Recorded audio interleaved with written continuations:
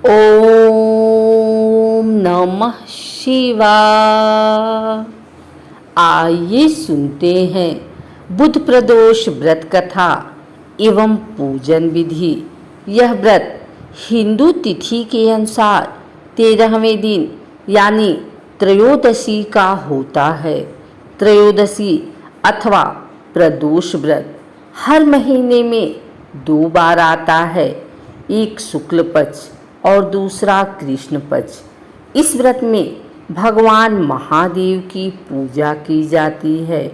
यह प्रदोष व्रत करने से मनुष्य के सभी पाप धुल जाते हैं और उन्हें शिव धाम की प्राप्ति होती है।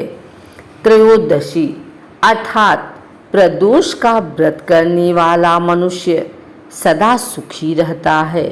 उसके संपूर्ण पापों का नाश इस व्रत से हो जाता है। इस व्रत के करने से सुहागन नारियों का सुहाग सदा अटल रहता है। बंदी कारागार से छूट जाता है। जो स्त्री पुरुष जिस कामना को लेकर इस व्रत को करते हैं, उनकी सभी कामनाएं कैलाशपति शंकर जी पूरी करते हैं।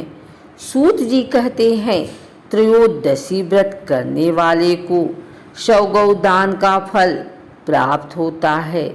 इस व्रत को जो विधि विधान और तन मन धन से करता है, उसके सभी दुख दूर होते हैं।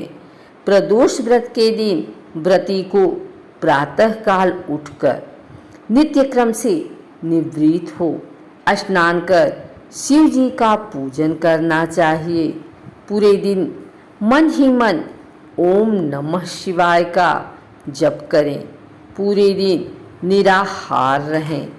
त्रयोदशी के दिन प्रदोष काल में यानी सूर्यास्त से 3 घड़ी पूर्व शिव जी का पूजन करना चाहिए। प्रदोष व्रत की पूजा शाम 4:30 बजे से लेकर शाम 7 बजे के बीच की जाती है।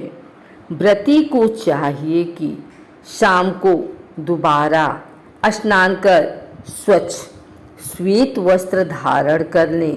पूजा स्थल अथवा पूजा गृह को शुद्ध कर लें। यदि व्रती चाहे तो शिव मंदिर में भी जाकर पूजा कर सकते हैं। 5 रंगों से रंगोली बनाकर मंडप तैयार करें। पूजन की सभी सामग्री एकत्रित कर लें। कलश अथवा लोटे में शुद्ध जल भर लें। कूश के आसन पर बैठकर शिव जी की पूजा विधि विधान से करें। ओम नमः शिवाय कहते हुए शिव जी को जल अर्पित करें। इसके बाद दोनों हाथ जोड़कर शिव जी का ध्यान करें। ध्यान का स्वरूप करोड़ों चंद्रमा के समान कांतिवान त्रिनेत्रधारी मस्तक पर चंद्रमा का आभूषण धारण करने वाले पिंगल वर्ण के जटाजूटधारी नीले कंठ तथा अनेक रुद्राक्ष मालाओं से सुशोभित बरदहस्त त्रिशूलधारी नागों के कुंडल पहने व्याघ्र चर्म धारण किए हुए रत्नजड़ित सिंहासन पर विराजमान शिव जी हमारे सारे कष्टों को दूर कर सुख समृद्धि प्रदान करें। ध्यान के बाद बुध प्रदोष की कथा सुने अथवा सुनाएं। कथा समाप्ति के बाद हवन सामग्री मिलाकर 11, 21 या 108 बार ओम ह्रीं क्लीं नमः शिवाय स्वाहा मंत्र से आहुति दें। उसके बाद शिव जी की आरती करें। उपस्थित जनों को आरती दें। सभी को प्रसाद वितरित करें। उसके बाद भोजन करें। भोजन में केवल मीठी सामग्रियों का उपयोग करें। सूत जी बोले, अब मैं आप लोगों को बुधवार त्रयोदशी व्रत की कथा तथा विधि सुनाता हूँ। इस व्रत के दिन केवल एक ही समय भोजन करें, हरे वस्त्र पहने और हरी वस्तुओं का सेवन करें। प्रातःकाल उठकर नित्य क्रम से निवृत्त होकर शंकर जी का पूजन धूप, दीप, बेलपत्र से करें। प्राचीन काल की कथा है। एक पुरुष का नया नया विवाह हुआ था। वह गौने के बाद दूसरी बार पत्नी को लिवाने के लिए अपनी ससुराल पहुंचा और उसने सास से कहा कि बुधवार के दिन ही पत्नी को लेकर अपने नगर जाएगा। उस पुरुष के सास ससुर ने, साले सालियों ने उसको समझाया कि बुधवार को पत्नी को विदा करा के ले जाना शुभ नहीं है, लेकिन वह पुरुष नहीं माना। विवश होकर सास ससुर को अपने जमाता और पुत्री को भारी मन से विदा करना पड़ा। पति पत्नी बैलगाड़ी में चले जा रहे थे। एक नगर से बाहर निकलते ही पत्नी को प्यास लगी। पति लोटा लेकर पत्नी के लिए पानी लेने गया।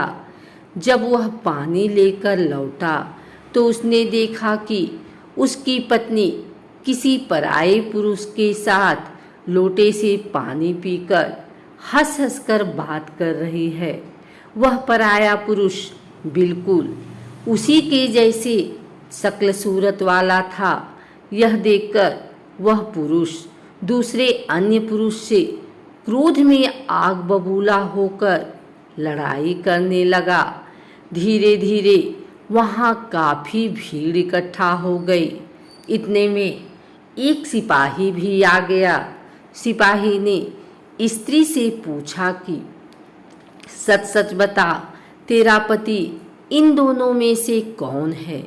लेकिन वह स्त्री चुप रही, क्योंकि दोनों पुरुष हम शक्ल थे।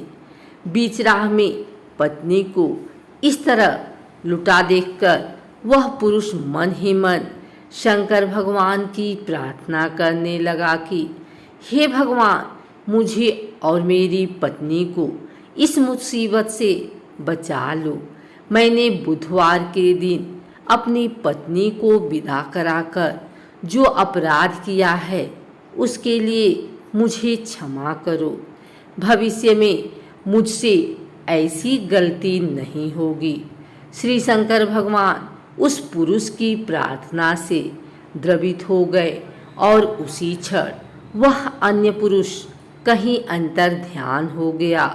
वह पुरुष अपनी पत्नी के साथ सकुशल अपने नगर की ओर पहुंच गया। इसके बाद से दोनों पति पत्नी नियम पूर्वक बुधवार प्रदोष व्रत करने लगे। बोलो उमापति महादेव की जय।